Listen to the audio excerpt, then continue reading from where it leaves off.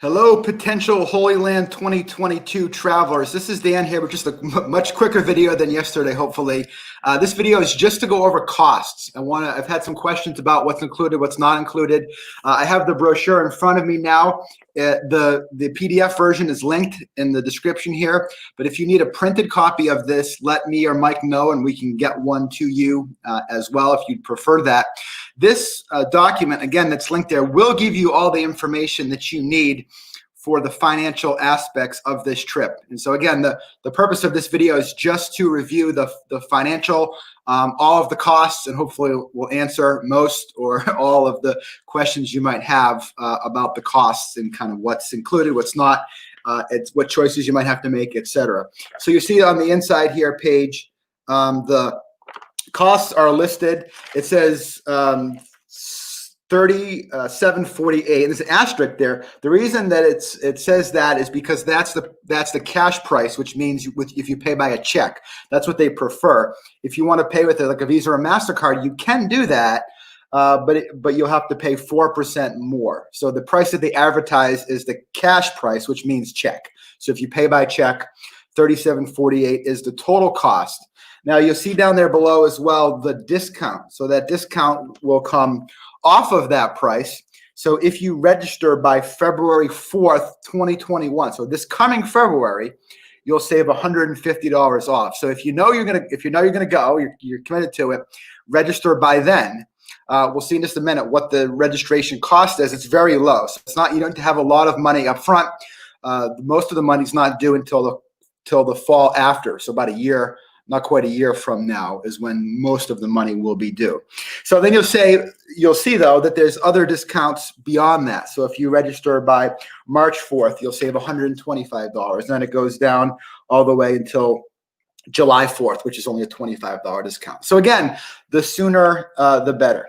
Now it says there on that page as well too, and this is the biggest question that kind of comes up, the all-inclusive price. So what does it mean to be, all-inclusive? What's not included? And it lists kind of the basics there, right? Includes your airfare, includes all the hotels.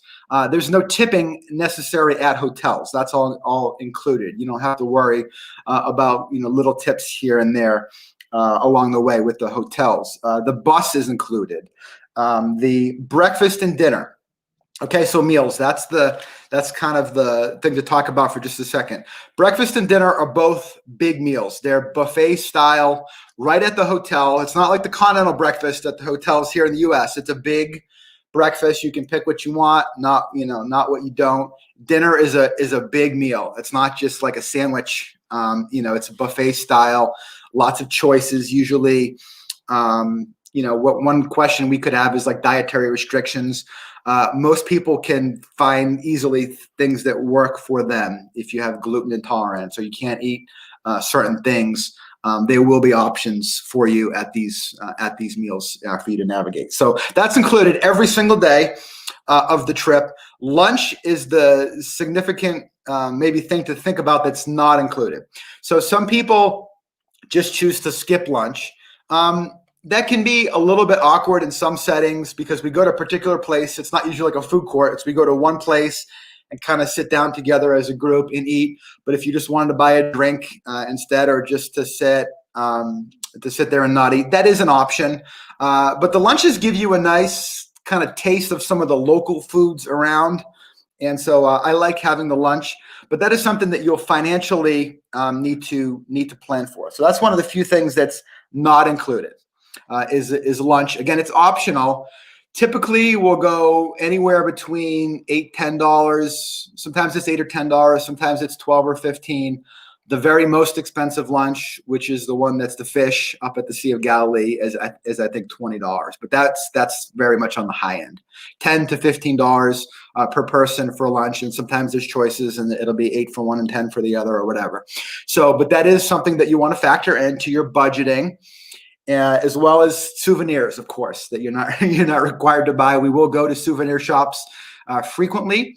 With both the lunches and the souvenir shops, the tour company really tries to support local when possible, local Christian families that run these places. And so they want to financially support them. And of course, they're coming out of a really tough situation right now, not making any money with what's going on. So that's the deal there. Those are the big things that you'll need to plan for in addition to the costs that we're talking about for the baseline of the trip.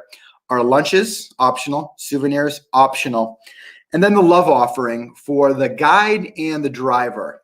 So it is an offering. It's kind of like tipping at a restaurant. It's optional technically, but it's kind of something that they come to rely on for their income, much like a server at a restaurant here in the USA. So what Educational Opportunities, the tour company, recommends is $6 per touring day for the guide and $3 per touring day for the bus driver. So $9 a day. I count, working through here, taking away the travel days, I count, I think, 9 touring days with them at $9 a day. Total is $81 per person. So that's the recommended offering. Now, if you feel like the guide and the driver went above and beyond, of course, like anything else, you may want to help them out more, and on the flip side. But that's kind of the baseline for that for budgeting.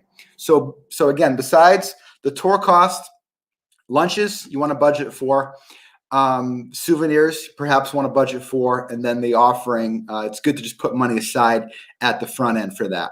We'll talk about this some later once we kind of figure out who's coming on the trip.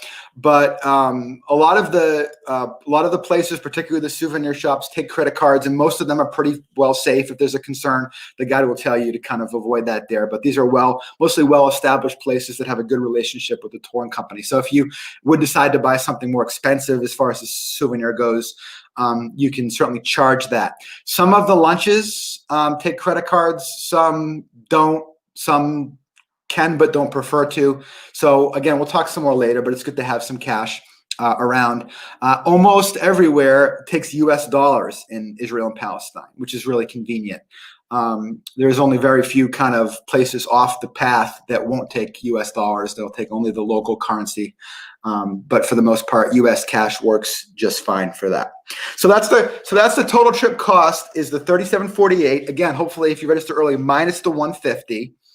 And then you'll need to factor those 3 things: the offering, the love offering, the lunches, and then any kind of souvenir budget you might want to have in with that. So the other major cost that you'll have to consider is if you want to do the trip insurance. As Mike and I talked about yesterday, trip insurance covers a lot of things. If you need to cancel because of a sickness or something before the trip, it'll give you a full credit. If you need a health coverage over on the trip, it'll help you with that. On the back page, all of that detail is listed for the insurance. It is pretty costly for the insurance, so that's something to factor in, of course, when you're considering the total cost for the trip. For our trip, it's $399 is the insurance price per person. So that's certainly something to consider, whether you want to do that or not, and factor that in, of course, to the total price. You'll see this is what you need to fill out. Again, you can print that off of the PDF, or you can get a physical one of these. You can email it in, or you can mail it in. If you're going to mail a check, probably makes sense just to mail it in. Along with that for the registration.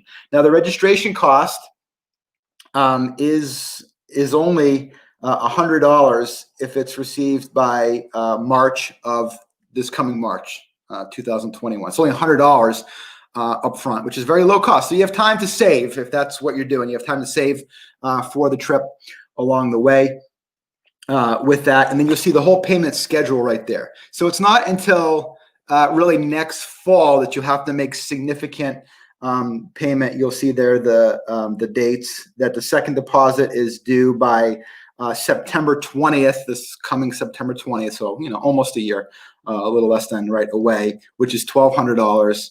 And then the full payment is due on October 20th, 21. So 11 months from today. So you have time to save up, or to get your tax return, to ask for some Christmas help, or however it is that you're gonna do it. So hopefully that covers the questions about it. If you have other questions, leave them in the comments, and I will, or Mike and I will interact with them. And we really hope you can consider this trip. We know it's a significant expense for you, but continue to pray about it. If you have any other questions, let me know, and have a great day. Bye.